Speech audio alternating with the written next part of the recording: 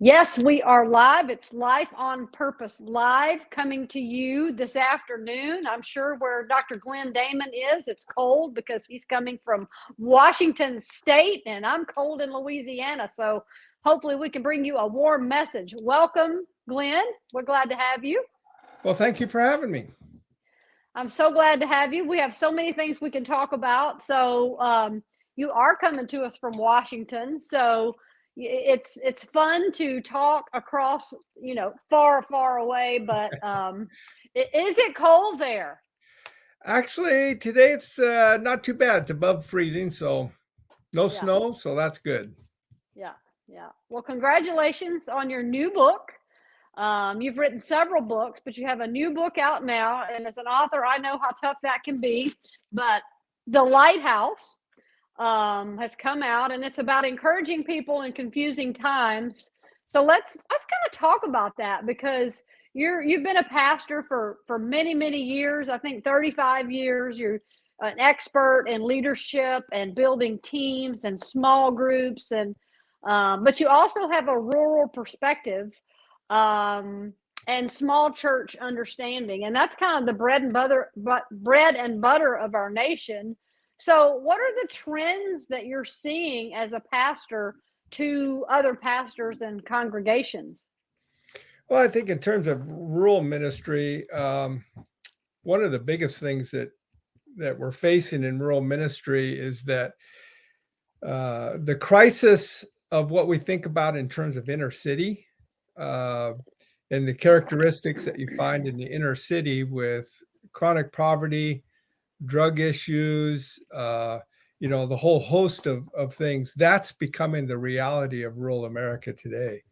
And Mm-hmm. so it's really facing a challenge for the rural church to kind of rethink how it does ministry, to do it in a way that ministers to people's needs, to address those kind of issues. So rural America is changing very quickly, and that's going to Well, be a I'm sure it challenge. is. So, that when we think about that, we think of out in the country, and we think of small churches with families and things like that. So that's it's unaffected by being out in the country or off the beaten path, so to speak, because these problems that you're saying that are universal to inner cities are reaching inner cities. And how is that? How do you see that coming into sneaking out down the pretty little roads to what you would consider otherwise, kind of out in the middle of, what you would consider to be safe?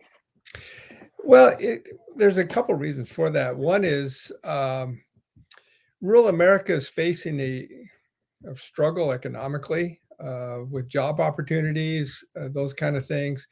And then what is happening is the drug market is seeing one opportunities in rural areas, but then also a place to manufacture in rural communities. So, Mm-hmm. one of the big things in rural areas is the opioid addiction and the opioid problem that really stems from the difference between rural America and inner city is rural America, that drug addiction stems from pain management.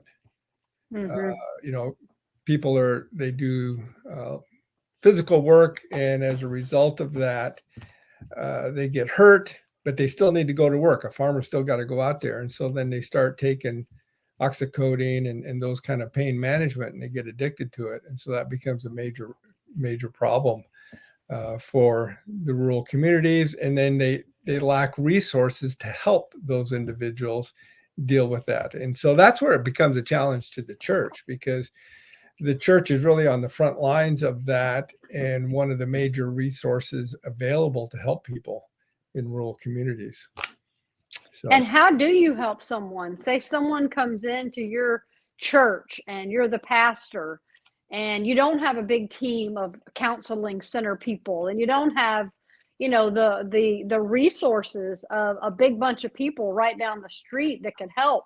How do you advise someone, say their child is on drugs or their spouse has gotten addicted to painkillers? I mean, what are the things that you can do that we can learn from that would help someone in a similar situation? Well, it really goes back to just relationships. And Yeah. it is a challenge for small church pastors because they haven't had the training oftentimes in those kind of areas.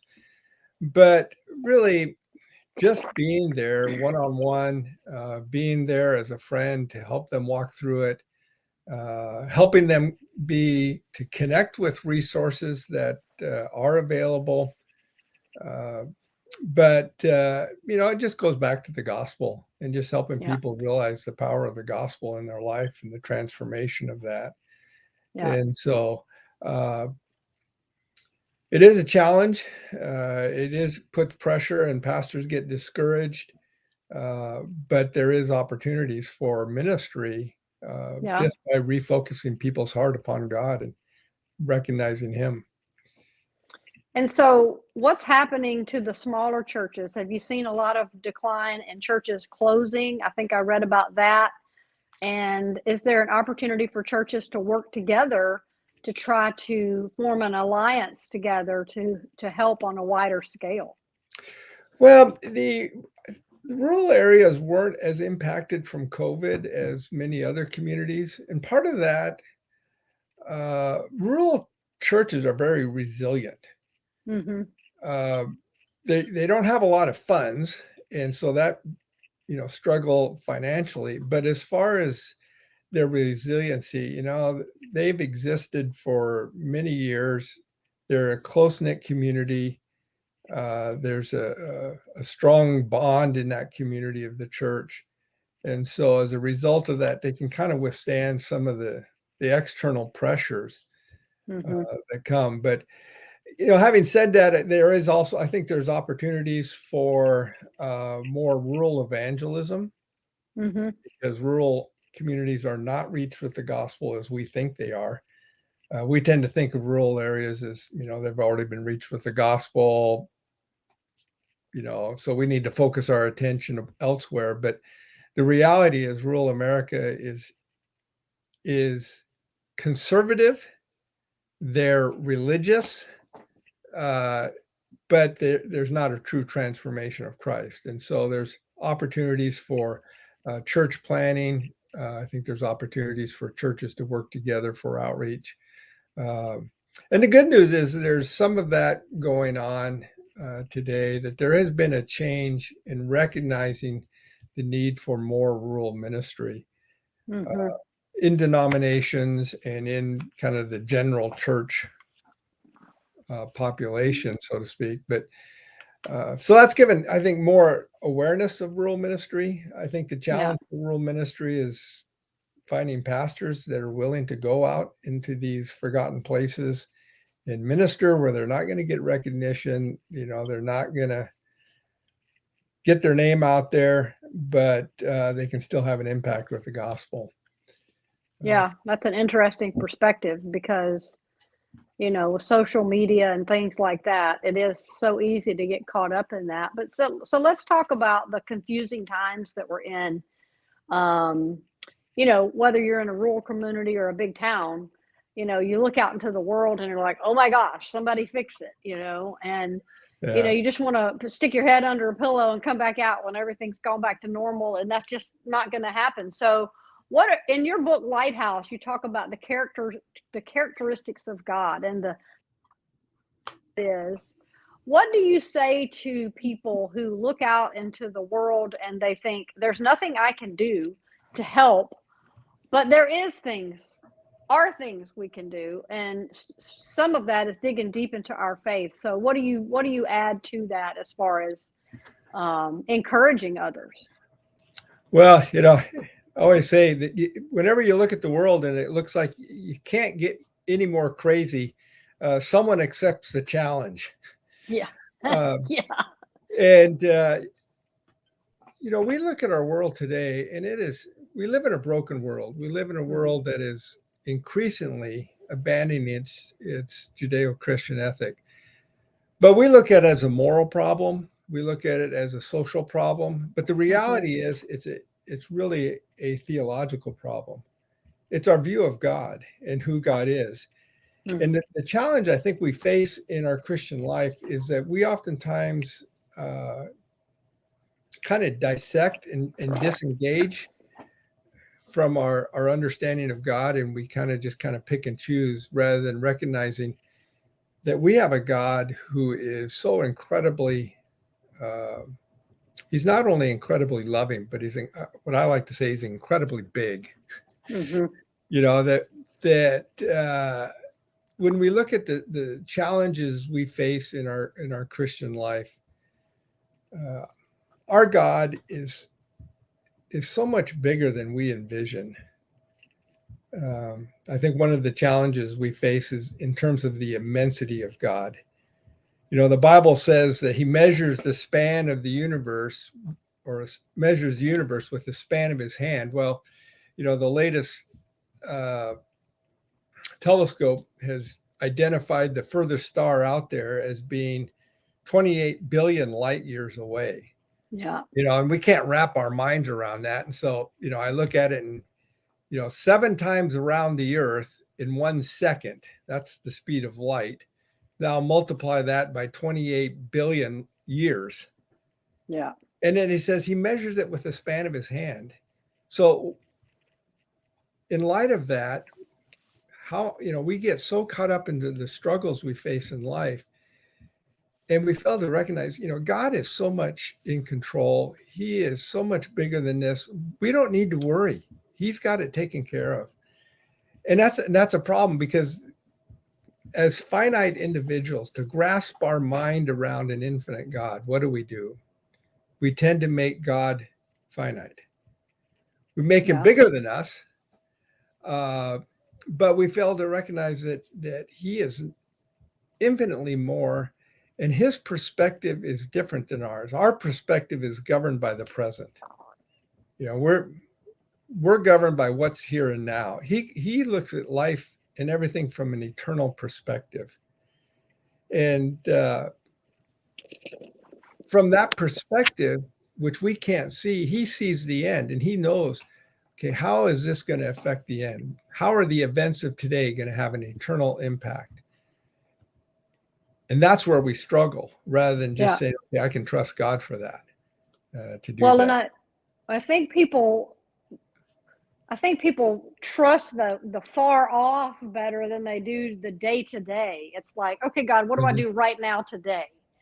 And he is a right now today God. So what do you say to someone who's really wrestling with the daily decisions of bills and economy and jobs and things like that? Because, you know, a lot of people right now aren't thinking real long term. They're just thinking about the next paycheck or the next month of bills. So what do you tell someone when they're trying to really wrestle with, and I know one of the topics you talk about is God's provision. What do you tell someone who's wrestling with that on how to trust God with that, and then see through the trial of, you know, the right now moment? Yeah. Well, I think first of all, we're all there. Mm-hmm. I mean, there's not a single one of us, you know, that, you know, I think like Paul, where he says, we see through a glass darkly, you know, and he says, you know, these things I do, I press on to know him and to be found in him. But, you know, we're still in a journey. We still struggle with that. And we're not fully going to get it until we get to heaven. And that's why I look forward to heaven, is finally saying, I get it. Yeah. Yeah. But in terms of the present and realizing that we live in a fallen world where it is broken.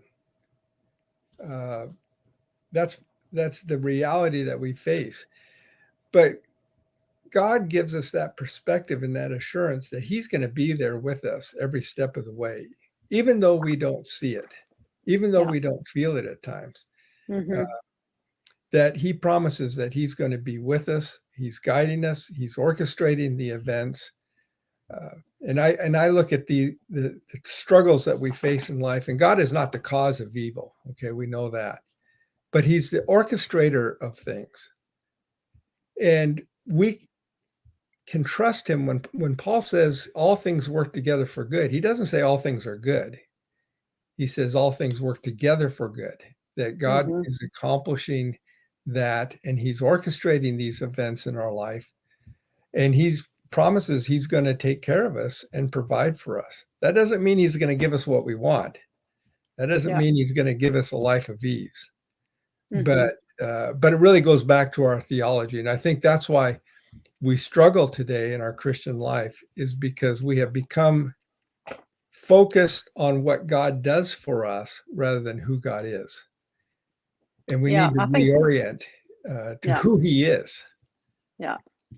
Well, and the culture is so pushing, it's all about me. And, if you want to, you should, and all of that. But we've got to get back to the ways of God, to know the will of God. And sometimes people don't want to take the time to do that. Because, it goes back to in the moment, the culture says, oh, you get to do whatever you want to do. But, we end up costing our own selves by our own decisions oftentimes, what God could have done when we step out away from, what we know to be the wisdom of his way. So does that make sense? I mean, it's wisdom, but it's also fighting that cultural push to, it's all about you, me. Yeah. Well, and that gets back to the wisdom of God. When we talk about the wisdom of God and the knowledge of God, the knowledge of God means that God knows all things from eternity past. He knows all things present, all things future. He knows all possible options, and he knows all possible conclusions from every possible option. Okay, so that's his knowledge. Then his wisdom is that he then picks the perfect way. We don't have that because we don't have infinite knowledge. So we look at options, we pick the option that we think is best, but oftentimes it plays out that it's not. That's not true of God. Everything he does is based upon his infinite ability to say, okay, I know the outcome. I know the outcome of every option, and this is the option that has the perfect outcome. So this is the option that I can take. So, and that's true in suffering, that God has a purpose for suffering. That suffering is not just arbitrary, but he's working and utilizing it in our life to accomplish his purpose. And that purpose will ultimately be good. And so that's why when he says all things work together for good, it's the outcome that he looks at, where we look at the event that we're going through. So let's talk about purpose. I'm an author, and my book is called Life on Purpose. And I'm a big believer that, intention, choosing wise things based on, a proper assessment of your options and things like that. Because I have hit so many brick walls because I made bad decisions. So now I'm like, okay, how can I make better decisions? So purpose, when we look at the world and we think, oh my gosh, everything's so broken. God put us here. He loves the world. He so loved the world that he gave Jesus. So how do we look at the world and instead of seeing problems, see purpose and go out and do something about those problems? Well, that's the challenge. And that's the interplay, I think, between God's sovereignty and his control, that sovereignty is not fatalism. Fatalism is that God's going to do what he's going to do, and it doesn't matter what we do. So any action on our part is pointless.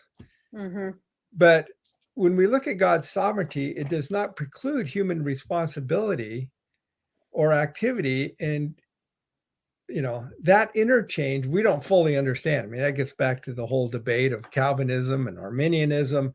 And I say, we'll figure that out when we get to heaven, because we're never going to figure it out now.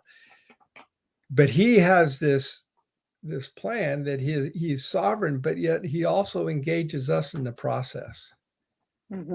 And so that when we look at the problems of our culture today, we don't, whether it's the economic problems, the drug issues, social justice issues, all these different things, he's called it upon us to be the salt of the earth, to be of influence. Mm-hmm. to look at opportunities and say, how can we manifest Christ in those opportunities? But it has to be done in the context of his character. And I Mm-hmm. think sometimes as Christians, we react based upon our perception rather than react based upon what is God's character, and how does that guide and influence what we do and how we engage our culture today. Yeah. Yeah. I think that's well said, because we do tend to put the emphasis on what we think and what we feel in response to the problem, but instead pray to God and say, Lord, I see a bunch of problems out here. What can I do to help them? And then listen, because as you talk about the presence of God, he is with us, and he is through the Holy Spirit. He will answer those questions, and he will give us, the path to purpose that's specific to us if we ask him instead of everybody but him. Yeah, and also looking at it and saying, okay, I can't solve national problems, Mm-hmm. you know, Right. but what can I deal with in my specific sphere of influence? Mm-hmm. How can I have the impact within this sphere? Yeah. Uh, if you're in a small town, in a small community, how can you impact that community? If you're in a large town, or you're in a position of leadership uh, that has a broader influence, how can we use that and leverage what God has given us and placed us, to use it to have that impact, Mm-hmm. to affect people around us. And so many times I think as Christians we kind of throw our hands up and we say, well, I can't, the world and our culture is going rapidly downhill and I can't do anything to stop it. And we can one person at a time. Yeah. And That we part of that is sharing our stories. Yeah, And if you can't convince someone to believe in the Bible, you can convince them what God has done in your life, which will lead them to perhaps opening up the Bible. I believe that's how we change the world, one story at a time, and that's incredible, and an incredible opportunity for us to share our faith. yeah, and that's when we go through suffering, uh, that's what God's using to equip us to then effectively minister to other people. Mm-hmm. Who can best minister to someone who's facing a tragedy than the person that's already gone through that tragedy? Right. Because they can come along and say, I've been there. I know what it's like. Let me tell you how God has given me strength Yeah. uh, Yeah. in that. Yeah. That's well said. So you have several books. Your most recent one is the Lighthouse. You have several other books. One I would like to ask about, and it's When Shepherds Weep. We don't think about pastors weeping very often, and you are a pastor, but the Mhm. weight of the world is on the shoulders of those that lead us. What do you say to people that, we really want to come alongside our local churches and our pastors and be of assistance and help and purpose, because that is a hard role to play in today's world. I mean, the statistics and everything is up against the church. I mean, people are leaving in mass exodus. So they say, if you listen to all the news, how do we help our pastors? First of all, just love them. Yeah. Recognize that they are sinful, fallen individuals. That uh, people ask me, what is the hardest thing about being a pastor? And they always say, it must be so hard to deal with people's problems. And I always say, the hardest thing for me in being a pastor is myself, Mm, is my own sinfulness. And that's the tension that we face in ministry. Is every Sunday we get up and we're preaching, and there are times we're preaching on things that we know that we're not applying in our own life, yeah. that we're struggling. And recognizing that pastors are human, and so that we don't put false expectations on them, that Hmm. somehow they should be super saints that never get angry, never get frustrated, never get discouraged. uh, and so I think that's where it's the most important thing we can do to encourage pastors. And then the other thing is just helping them in ministry. Don't expect them to do everything. They're there to equip saints for the work of ministry. One of the things that excite me most is when I see lay people, take the initiative, and they always come up and say, "Is it okay if I do this?" It's like, yes, go for it. Yeah. That brings me great joy. And but recognize that pastors are facing an incredible amount of pressure today.